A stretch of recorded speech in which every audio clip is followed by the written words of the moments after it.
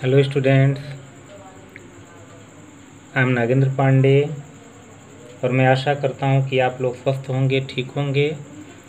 आज हम सब कक्षा 10 के पोइट्री का पहला पोएम द फाउंटेन का अध्ययन करेंगे। इसके पोएट हैं जेम्स रसल लोवेल। यह पोएम एक बहुत ही प्रेरणादायक है और इस पोएम के माध्यम से कवि जेम्स रसल लोवेल ने मनुष्य को फाउंटेन की भांति जीवन भर हर परिस्थिति में क्रियाशील रहते हुए अपने उन्नति के मार्ग पर रहने के लिए प्रेरित किया है।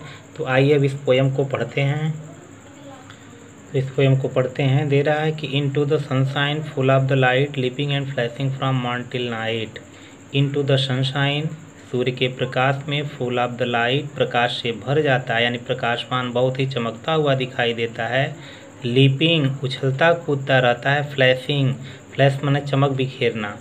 From morn till night, morn मतलब होता है सुबह, टिल मन तक, नाइट रात। तो इसका शाब्दिक अर्थ ये हो सकता है क्योंकि लीपिंग उछलता कूदता रहता है तो उछलना कूदना उस फाउंटेन की प्रवृत्ति है, कार्य है।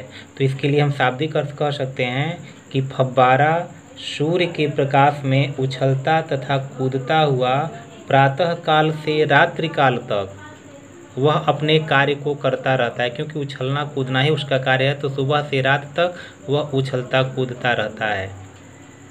अगला स्टेंजा है into the moonlight whiter than snow waving so flower like when the winds blow. Into the moonlight, चांदनी रात में, वाइटर, वाइट का कंपैरेटिव डिग्री है वाइटर, अधिक सफ़ेद, दैन स्नो, स्नो माने बर्फ, वेविंग हिलता हुआ, सो फ्लावर लाइक फूलों की तरह, व्हेन द वाइंड्स ब्लो। अब इसको विंड नहीं वाइंड पढ़ते हैं, पोयम में वाइंड और उस तरह से लिटरेचर में हम इसको विंड पढ़ते हैं। तो हम कह सकते हैं कि चंद्रमा के प्रकाश में फव्वारा बर्फ से भी अत्यधिक सफ़ेद दिखाई देता है और जब हवाएं चलती हैं तब फूलों की तरह यह फव्वारा हिलता हुआ दिखाई देता है। अब तीसरा स्टेंजा पढ़ते हैं into the starlight रसिंग in spray happy at midnight happy by day.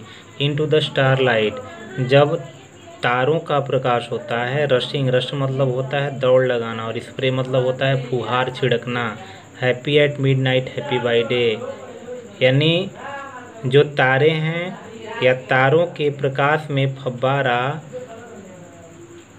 छिड़काव करता हुआ, अपनी फुहारों को छिड़कता हुआ या छिड़कता रहता है। और happy at midnight happy by day, यह अर्धरात्रि में यानी रात्रिकालीन में भी यह प्रसन्नचित रहता है और दिन में भी यह प्रसन्नचित दिखाई देता है।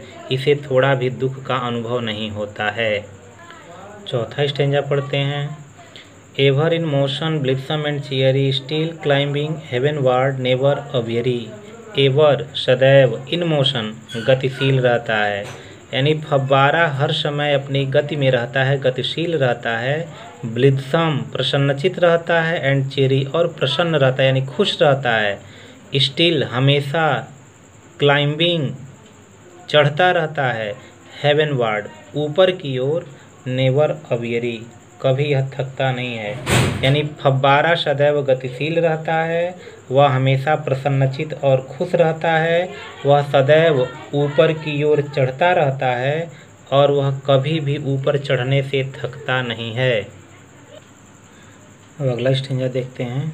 दे रहा है कि glad of all weathers still seeming the best upward और downward motion thy rest. Glad of all weather, glad मन होता है प्रसन्न और वेदर मन मौसम, हर मौसम में यह प्रसन्न रहता है और स्टिल हमेशा, सीमिंग प्रतीत होता है यानी दिखाई देता है, बेस्ट सबसे अच्छा, यानी हमेशा यह बहुत ही सबसे प्रसन्नचित दिखाई देता है और हर मौसम में बहुत ही खुश रहता है। अपवार्ड और डाउनवार्ड, यह गति करता हुआ ऊपर जाए, और डाउनवार्ड या यह नीचे की ओर आए, मोशन दाई रेस्ट, इसका मोशन यानी गति ही इसका आराम करने का तौर तरीका है। यह आराम करने के लिए अपने गति को बदलता नहीं है, रुकता नहीं है।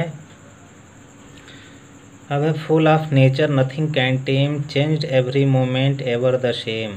Full of nature, full of भरा हुआ, नेचर, प्राकृतिक शक्ति से। यानी देखने में ऐसा प्रतीत होता है कि इसके पास प्राकृतिक शक्ति है या प्राकृतिक शक्ति से भरा हुआ है, परिपूर्ण है। नथिंग कैन टेम, नथिंग माने कुछ नहीं, कैन टेम माने, टेम माने होता है पालना, वश में करना।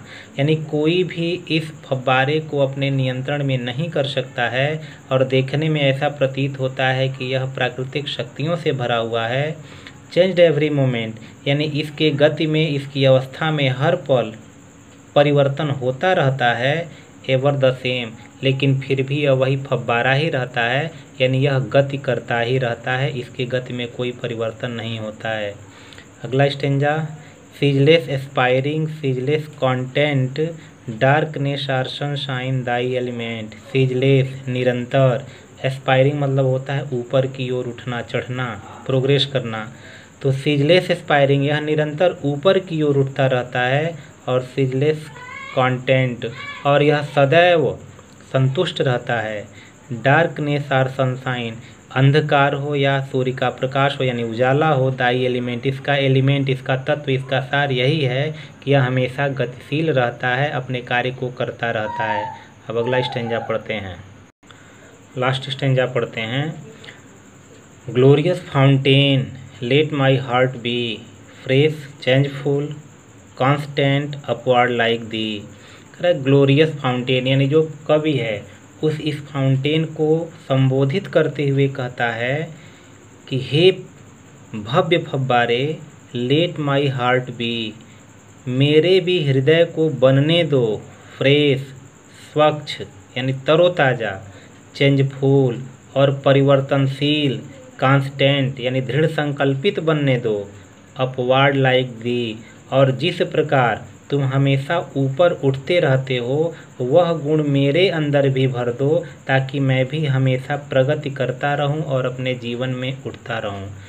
तो बच्चों, ये इस पोयम का जो भी अर्थ था हिंदी में इसका हो गया।